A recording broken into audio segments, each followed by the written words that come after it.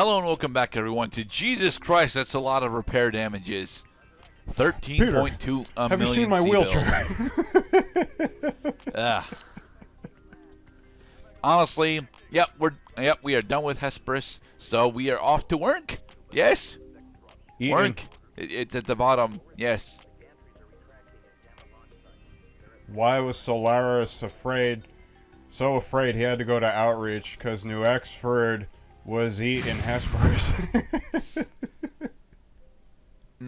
All right. Talon-Wernke is where we have a couple of Talon-Wernke is where we have a couple of missions that I'm absolutely afraid of, regardless of which side of the FedCom Civil War you end up on. The Davion liaison is offering assault wages and full salvage for us to go in and eliminate any hostiles on site. Yes. Indubitably. All right, into Talon Moonlight we go. We are on Talon's moon. The Davions are expecting a reprisal this time. Watch your backs and keep an eye out for powered down spotters. Inform on me. Understood. Roger, Spectre. Because we are on Talon's moon, it is really easy for you to run on beam-based weaponry throughout here, as you have a heat efficiency of I think 130%. Looks like a scout making tracks for the depot. Nail him. Understood. Roger. Roger.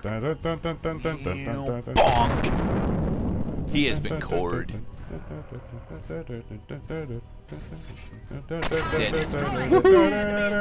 at all the vehicles over there, Mr. Cloud. Yes, indeed.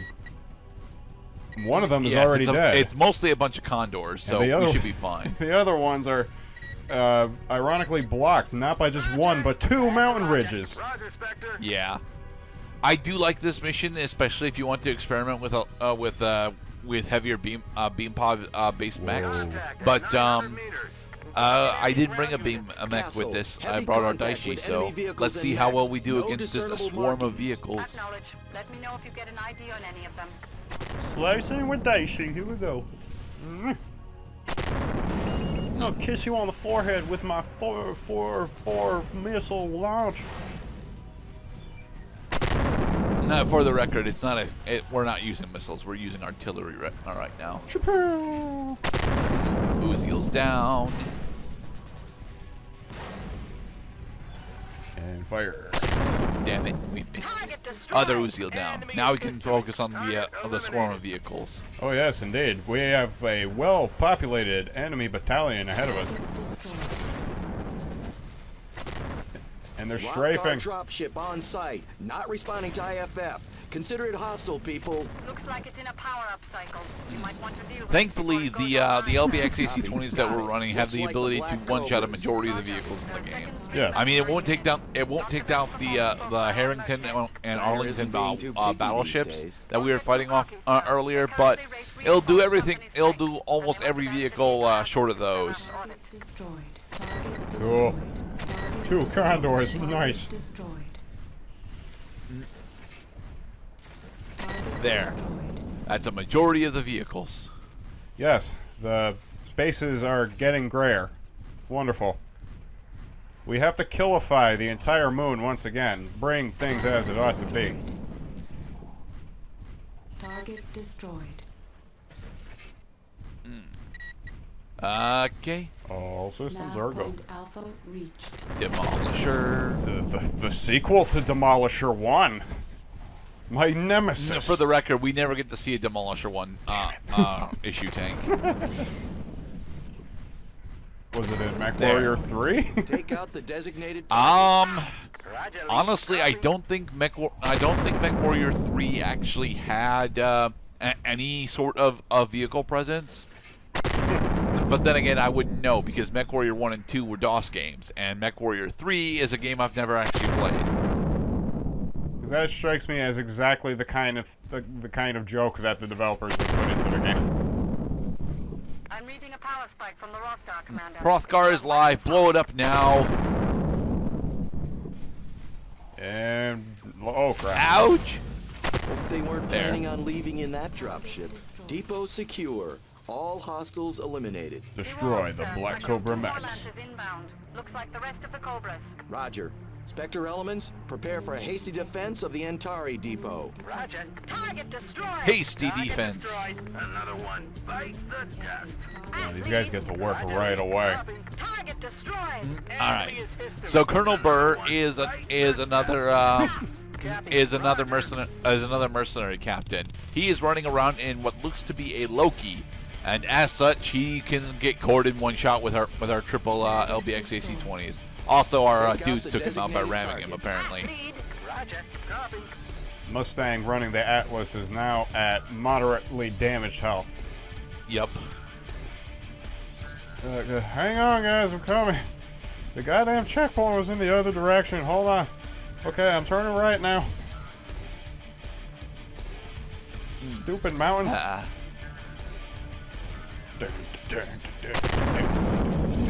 Well, that Chimera is about to get explodificated.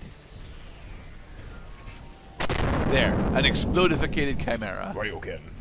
And a Ryoken, and then finally the last Argus. Over the goddamn ridge again. Why are you all using the ridges as defensive terrain? Stop it. Why are there so many mountain ridges? Oh, that's why. It's because they don't wear down. That's because on Earth, all surfaces are subject to weathering, atmosphere, water, and all that stuff. But on the moon, it's actually well-preserved ridges. Report depot status to the Yep. Davions. And get TAC ops in And here dirt's as well. so I want the mobile field and base dirt's so online in unweathered 2 that it clumps hours. together when you step on it. En route. Updating mercenary liaison. Cancel out. But yeah, that was Talon-Moonlight. We got an Argus, Ryoken, a Thor, an Uzi, a bunch of decent weapons. But we only barely made money on that mission. We gotta sell off a bunch of our excess mechs because our per cycle expenses right now are way higher than they should be. Yeah, now Mustang is going to claim workers' comp, and so we got to set him up on a 2 weeks paid vacation and all this crap. We don't need to actually set him up on vacation, no. No, it's not. It's not. No, we don't have to. He's fucking asking for it, the bastard.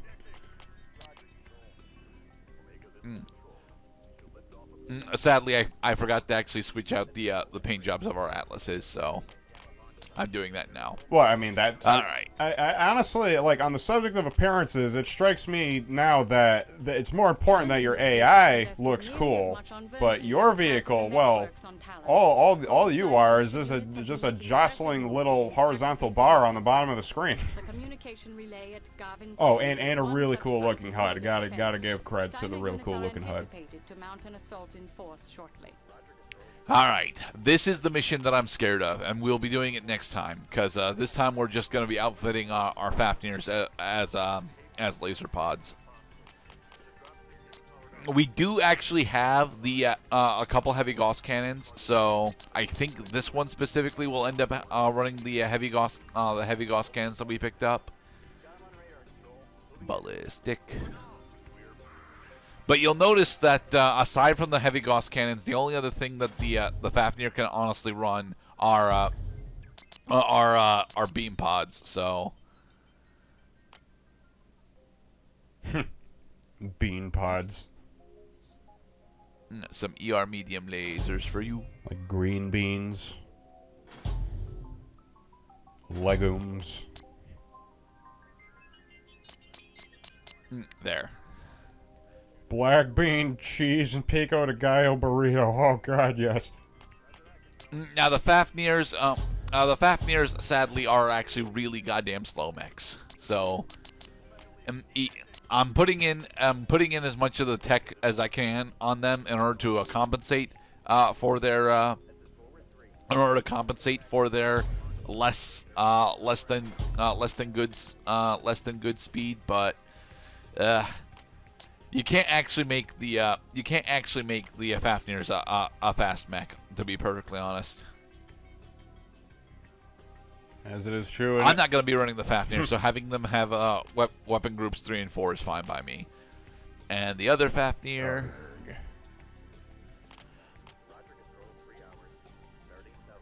Nah. Yep. Other green paint job. Country Life is a difficult mission for me, specifically because of the surprise company that they throw at you towards the middle of the mission. Huh. Well, it is definitely good to know ahead of time. Noted. Unfortunately, I don't have doubles of any other Gauss rifle, and I don't really want to go buy them right now. So, I wish I knew how the fuck to use long-tom artillery, because it's a cool-ass weapon, but the most devastating weapon available to a Mechwarrior, unfortunately. Unfortunately, it is an actual artillery piece, and not just a gun. So, I see. So we don't have the correct attachment in order to fire it. Oh no, the Fafnirs can definitely fire the long-term artillery. It's just that I honestly have no idea how the hell it's supposed to actually function. So, well, function that you survive or that it actually kills the dude. That you survive specifically. Is it because the blast radius is too big and the range is too short? No, it's not. It's not the blast radius being too big. It's that it actually fires as an artillery shell. So when you fire the damn thing, it goes in an arc. Well, so you just lob it. Come on, this is a first-person shooter. You throw grenades. They lob. They have an arc. Yes, but those are grenades, and they don't have the range of literally 1.5 kilometers. Look, when you really look at it, an artillery shell is just a gigantic RPG. So, because they're both ballistic and they both follow like similar flight paths according to the laws of physics. So I'm saying that you could have tried. I could have tried, admittedly, but no, I'm not gonna try that. There, this Fafnir is effectively fully beamed out. And in the next part, our fully we'll actually out take these Fafnirs fleet into country life. Yes, I hate this destroying the country, everything and everyone. Oh, but we will be paid, and we will be paid well.